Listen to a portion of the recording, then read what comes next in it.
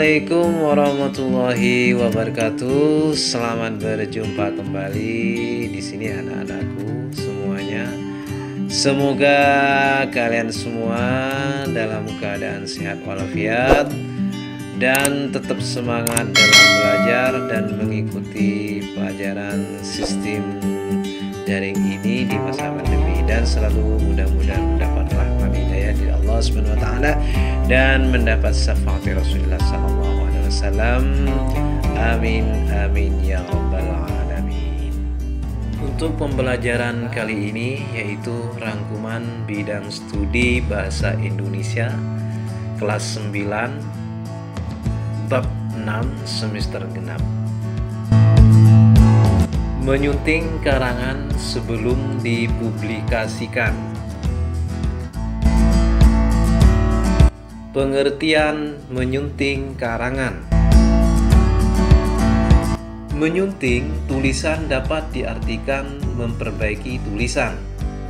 Perbaikan itu dilakukan berdasarkan beberapa pertimbangan berkaitan dengan kaidah penulisan. Perbaikan dapat bersifat menyeluruh atau sebagian. Kegiatan menyunting itu sangat penting bagi penulis karena penulislah yang tahu betul seluk-beluk tulisannya. Namun, menyunting juga dapat dilakukan oleh orang lain. Ada 3 tahap dalam menyunting, yaitu menyunting isi, organisasi, dan bahasa. Akan tetapi, dalam materi ini, kalian hanya akan dilatih menyunting sebuah laporan dari segi bahasa yang mencakup ejaan, tanda baca, pilihan kata, penggunaan kalimat efektif, dan keterpaduan paragraf. Tujuan menyunting karangan. Tujuan menyunting karangan adalah untuk mengurangi kesalahan-kesalahan yang dilakukan oleh seorang penulis dalam membuat tulisan sehingga kualitas tulisan menjadi lebih baik. Implikasinya, sebuah tulisan yang telah disunting terasa lebih enak dan memikat untuk dibaca. Sedangkan pengertian karangan itu sendiri adalah pengertian karangan. Karangan adalah hasil mengarang atau hasil perwujudan gagasan seseorang dalam bahasa tulis yang dapat dibaca dan dimengerti oleh pembaca. Berikutnya, mengarang adalah kegiatan yang bertahap atau proses, dan mengarang berkenaan dengan kegiatan tulis-menulis. Penjelasan menyunting karangan. Menyunting karangan sebuah teks atau buku bacaan atau laporan. Kadang-kadang pemakaian bahasanya belum tentu benar semua. Semua itu disebabkan penulis, editor, bahkan orang yang mengetik teks tersebut hanyalah manusia biasa yang tidak luput dari kesalahan.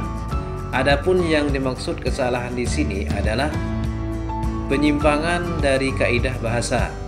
Kesalahan bahasa biasanya terjadi di segi penggunaan ejaan, tanda baca, pilihan kata atau diksi, kalimat yang tidak efektif, dan paragraf yang kurang padu. Kesalahan-kesalahan tersebut dapat diketahui dengan kegiatan menyunting atau memperbaiki teks. Sebagai seorang pelajar, kalian perlu berlatih menyunting suatu teks, misalnya laporan peristiwa. Hal-hal yang perlu diperhatikan menyunting karangan. Hal-hal yang perlu diperhatikan dalam menyunting: 1. Menyunting ejaan dan tanda baca. 2. Pemilihan kata. 3. Kalimat efektif. 4. Sistematika penulisan. 5. Kebenaran konsep. Menyunting ejaan dan tanda baca. Pengertian ejaan. Ejaan bahasa Indonesia yang disempurnakan (IYD) adalah kaidah bahasa yang mengatur penulisan huruf, penulisan kata, dan penggunaan tanda baca.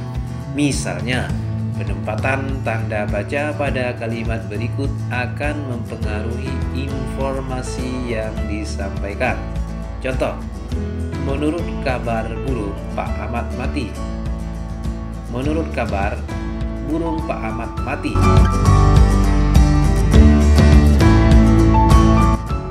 Penalaran dan logika, memperbaiki kesalahan penggunaan ejaan, memperbaiki kesalahan penggunaan tanda baca, menentukan alasan kesalahan dari segi ejaan dan tanda baca. Mari kita lihat penggunaan imbuhan asing dan cara penulisannya.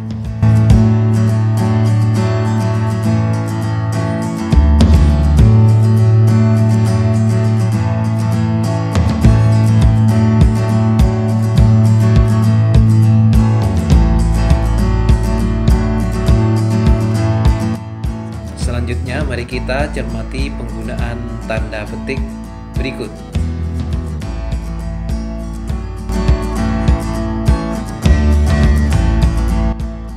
Pemilihan kata. Pilihan kata. Pilihan kata atau diksi adalah pilihan kata. Maksudnya, kita memilih kata yang tepat untuk menyatakan ide atau gagasan.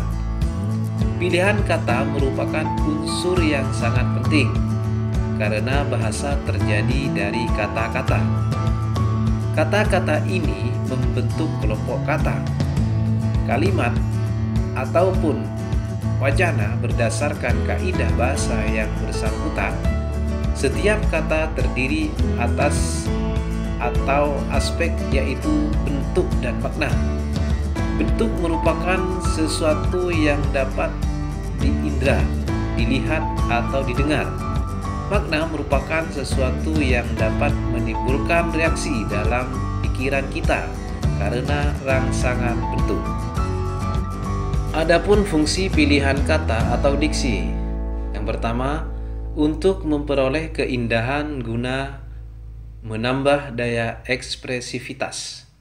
Yang kedua, tidak menimbulkan interpretasi yang berlainan antara penulis atau pembicara dengan pembaca atau pendengar, sedangkan kesesuaian kata bertujuan agar tidak merusak suasana. Yang ketiga, menghaluskan kata dan kalimat agar terasa lebih indah. Yang keempat, mendukung jalan cerita agar lebih runtut, mendeskripsikan tokoh, lebih jelas mendeskripsikan latar waktu, latar tempat, dan latar sosial dalam cerita tersebut. Ketepatan pilihan kata. Hal-hal yang harus diperhatikan dalam pemilihan atau penggunaan kata yaitu kata yang bermakna denotatif dan konotatif. Berikutnya, kata yang bermakna sama dan hampir sama, kata yang umum dan kata khusus, kata yang mengalami perubahan makna, kata dengan ejaan yang mirip, kata ciptaan sendiri, kata ungkapan atau kata yang singkat dan tidak singkat. Kalimat efektif. Keefektifan kalimat diukur dari sudut pandang banyak sedikitnya kalimat itu berhasil mencapai tujuan komunikasi. Kalimat yang efektif dapat meyakinkan dan menarik perhatian pembaca karena 1. Keutuhan, 2. Pertautan, 3. Penegasan, 4. Ekonomi, dan 5. Variasinya. Klasifikasi kalimat. Kalimat adalah suatu bahasa yang secara relatif berdiri sendiri, mempunyai intonasi final atau kalimat lisan, dan secara aktual ataupun potensial terdiri atas klausa. Kalimat efektif. Kalimat efektif adalah kalimat yang memiliki kemampuan untuk menimbulkan kembali gagasan pada pikiran pendengar dan pembaca seperti apa yang ada dalam pikiran pembaca atau penulis. Kalimat efektif dapat mengomunikasikan pikiran pembicara atau penulis kepada pendengar atau pembaca secara tepat dan jelas sehingga tidak akan terjadi keraguan, kesalahan komunikasi dan informasi atau kesalahan pengertian. Ciri-ciri kalimat efektif: 1. Kesepadanan struktur. 2. Keparalelan. 3. Ketegasan. 4. Kehematan. 5. Kecermatan. 6. Kepaduan. Dan 7.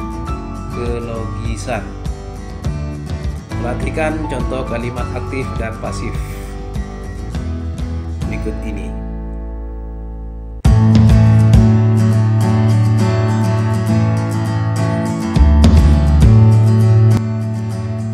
Kepaduan paragraf.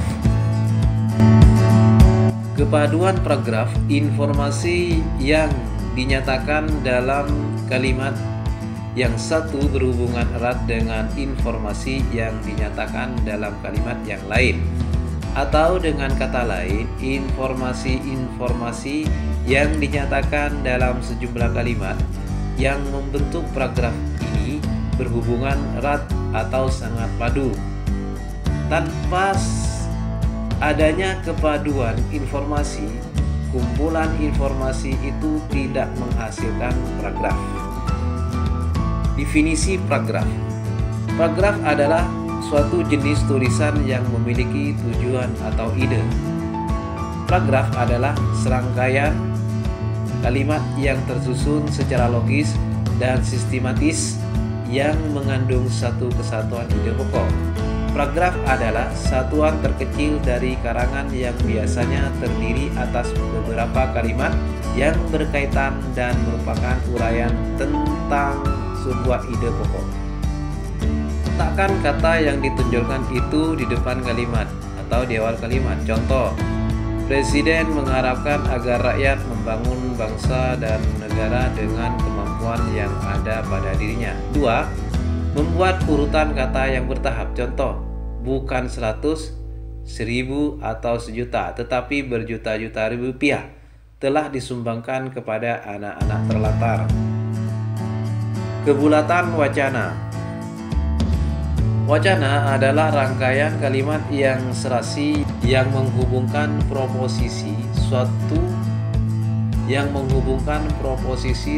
dengan proposisi lain, kalimat satu dengan kalimat lain membentuk satu kesatuan oleh Eyato 2001. Yang kedua, menurut Halim yang dikutip di Bodiknas, wacana adalah seperangkat kalimat yang karena pertalian semantiknya diterima oleh pemakai bahasa, baik penutur maupun pendengar, sebagai suatu wacana. Lubis menyatakan wacana adalah kesatuan bahasa yang lengkap. Purnomo mengemukakan wacana adalah hasil dari penggunaan bahasa dalam konteks yang wajar atau alamiah. Untuk selanjutnya, inilah contoh karangan.